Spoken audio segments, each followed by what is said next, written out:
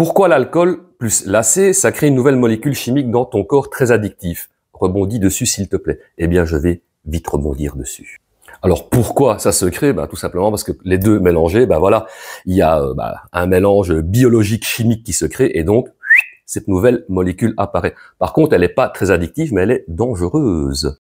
En fait, c'est le foie qui va créer cette nouvelle molécule qui s'appelle la cocaéthylène. Et il y a un côté un petit peu ironique à la situation parce que cette nouvelle molécule créée par le foie va encore plus le détériorer. Par contre, cette molécule va augmenter l'effet euphorisant de la coke. C'est d'ailleurs pour ça que tout le monde dit en général, voilà, quand je bois et je prends de l'acé, je sens pas l'alcool. En tout cas, je ne sens pas les effets de l'alcool.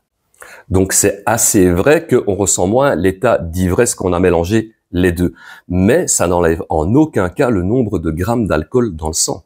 Pour donner un petit exemple concret, un verre de bière de 25 centilitres, une bière normale, je parle d'une bière à 5%, eh bien, un verre de 25 centilitres d'une bière, donc normale, ça te met 10 mg d'alcool dans le sang. Donc si tu en bois 10, tu auras 100 mg d'alcool dans le sang, quoi.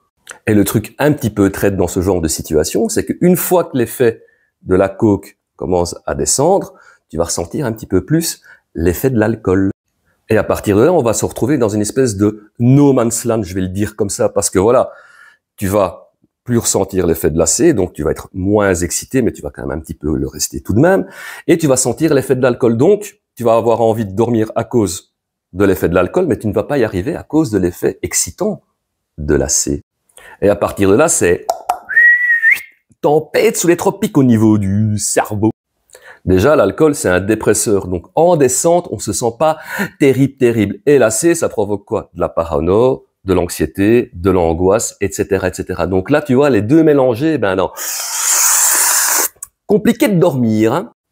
Et pour peu qu'on ait fumé un peu trop de pilon, là, alors, voilà, on prend le risque de rajouter une petite couche d'anxiété, de parano, d'angoisse, etc., etc. Et là, certains vont avoir un réflexe que je qualifierais de malheureux parce qu'ils vont se dire, tiens, si je prenais pas un petit somnifère, un petit benzo. Et là, il va y avoir un tas de molécules qui vont être mélangées dans le corps, qui vont être antagonistes, qui vont donc s'opposer ou rentrer en synergie.